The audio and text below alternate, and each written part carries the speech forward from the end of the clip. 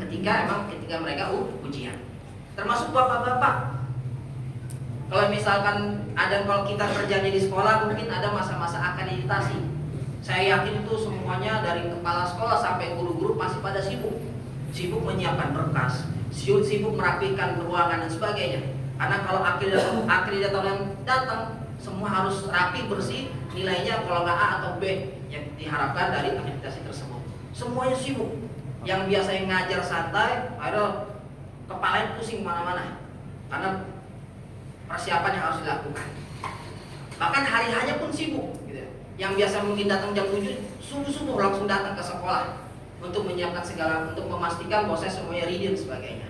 Atau yang kita dikerja, kalau kita ikutan ISO misalkan pabrik kita, atau ada auditor dan sebagainya, pasti semuanya akan berubah. Suasana kantor, suasana kerja, suasana pabrik pasti akan berubah.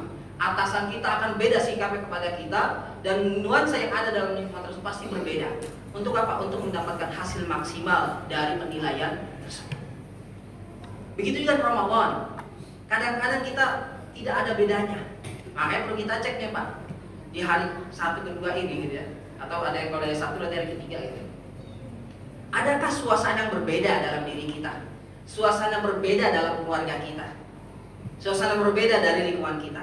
Kalau lingkungan mungkin bedanya sore gitu ya. Ramai pedagang gitu kan. Atau di TRP jarang pedagang ramai karena suka pakai HP gitu. Kalau dulu awal-awal mungkin banyak pada gelar gitu ya. Sekarang enggak gitu. Pakai HP semua pada tahu dagangan habis tapi nggak ada yang jualan gitu. Nggak ada yang gelar lapak tapi dagangan habis, masya Allah, alhamdulillah. Ada nuansa yang berbeda, paling tidak pada diri kita dan keluarga kita.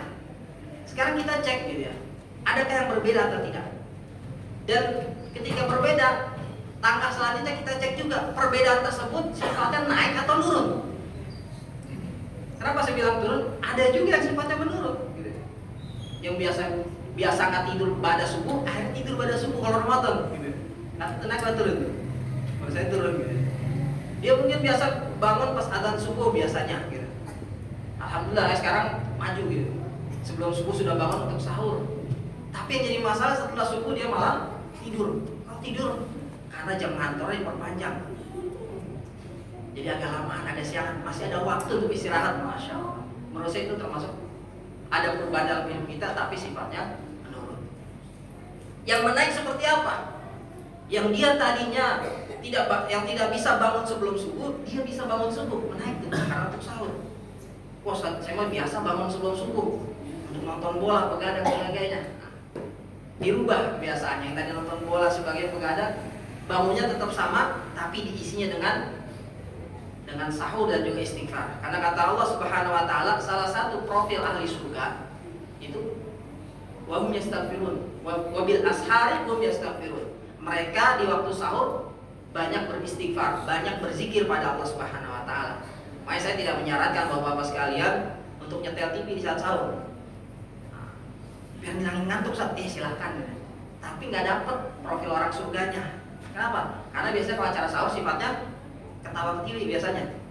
Kayak biasanya dulu ya Pak, dulu karena saya udah lama nggak nonton TV kalau sahur, karena nggak ada TV juga. Gitu. Dulu pas saya masih kecil gitu, atau saya pas masih ada TV, itu kan acaranya ketawa TV dulu gitu. Nah, maka sekarang nggak tahu kalau sekarang, mungkin sekarang isinya apa saya nggak tahu gitu. Nah, kalau masih sama juga mendingan matiin. Kenapa? Kita agar terhindar dari agar kita memiliki sifat ahli surga. Wabil ashari hum yastaghfirun.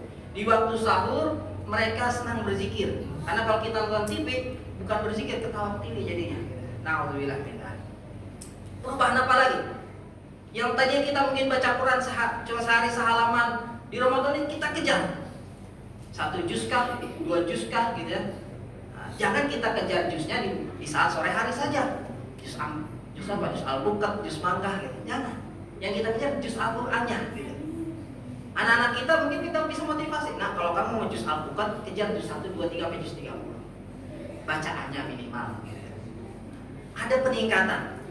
Ada perubahan dalam diri kita dan juga keluarga kita. Maka kita cek.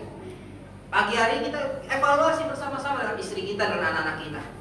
Atau kalau kita berlomba-lomba, setiap hari kita akan tanya ke anak kita pada diri kita, nah udah berapa juz bacaan Qur'annya?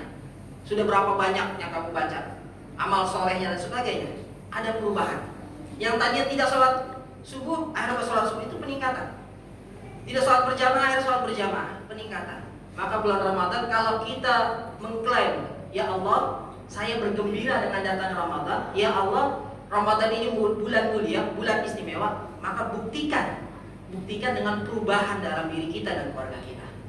Sama halnya tadi ilustrasi yang saya sampaikan, sekolah ketika diakreditasi, perusahaan ketika di audit, di ISO dan sebagainya, pasti ada perubahan. Meskipun perubahan itu hanya di saat itu saja, gitu ya. Karena biasanya balik lagi, gitu ya. Guru yang biasanya nyiapin macam-macam, kalau lagi ada akreditasi, udah lewat akreditasinya normal, biasanya begitu. Tapi paling nggak saat itu ada perubahan agar mendapatkan nilai yang istimewa. Ramadan bedanya dengan ilustrasi tadi. Ramadan ketika kita membiasakan diri kita, memaksakan diri kita merubah kebiasaan kita yang buruk, meningkatkan kebiasaan baik kita menjadi lebih baik, insya Allah akan menjadi kebiasaan kita sehari-hari pasca Ramadan. Itu bedanya pembiasaan di bulan Ramadan dengan mungkin dadakan tadi ilustrasi yang saya sampaikan di awal tadi. Peningkatan apa saja, perubahan apa saja yang perlu kita perhatikan.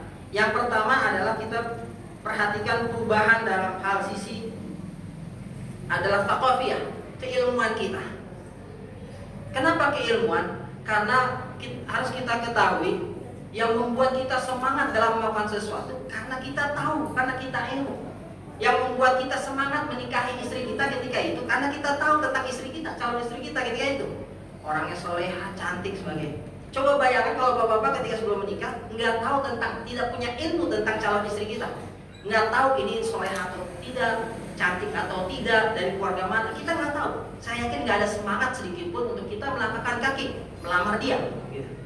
Tapi kalau kita punya ilmu tentang orang tersebut, tentang calon istri kita ketika itu, dan kita, wah ini masya Allah, semuanya terpenuhi gitu ya. Kata Rasulullah, kayaknya, derajatnya, kecantikannya, semuanya ada empat-empatnya. Saya yakin kita semangat ketika itu gitu kan, karena punya ilmu. Begitu juga sama. Ramadan kita harus tambahkan ilmu kita agar apa? Agar kita semangat dalam beramal soleh. Kenapa kita santai-santai saja? Karena kita nggak punya ilmu tentang itu. Kok ada orang rajin sedekah? Karena dia punya ilmu. Oh, Ramadan sedekahnya kita gandakan. Kok orang rajin baca Quran? Oh, karena baca Quran luar biasa pahalanya dan jariahnya. Kok orang rajin banget salat 5 waktu, rajin tarawih dan sebagainya? Ternyata dia punya ilmu dan dia semangat. Karenanya yuk kita tingkatkan ilmu kita belajar dan belajar terus belajar. Kita murojaah lagi, ulang lagi segala ilmu yang kita dapatkan dari para alim ulama kita, para asatidz kita. Untuk apa? Untuk memperkuat iman kita dan memperkuat dalam beramal soleh yang Allah mudahkan insya Allah. Yang kedua yang perlu kita perhatikan, yang perlu kita cek adalah spiritual kita, ruhiyah kita. Dan salah satu yang membuat ruhiyah kita